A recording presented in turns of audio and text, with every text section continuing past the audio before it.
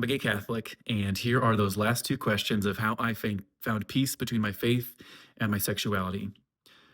What's the life that I want to give Jesus? That was the question that I wrestled with for a very long time. And it really came out of, for the first time in my life, when I was in my mid 20s, having to come to terms with my sexuality and realizing I had not taken a serious look at what it would mean for me to be single for the rest of my life. Because for so long, I just assumed I would meet a woman, that I could meet the right one, that we could get married. I'm sorry, ladies, you are wonderful. Can't do it. And so I spent time imagining, what would life be like? What would it take for me to be single for the rest of my life? And I spent time imagining, what would it be like for me to date men, for me to maybe get married to a man one day.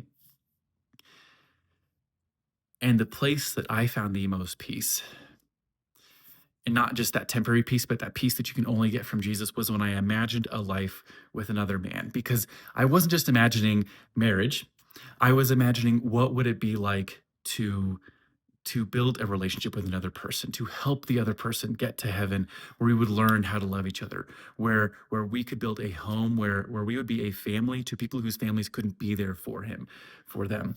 Um, a marriage where we could be a blessing to our community, to a church.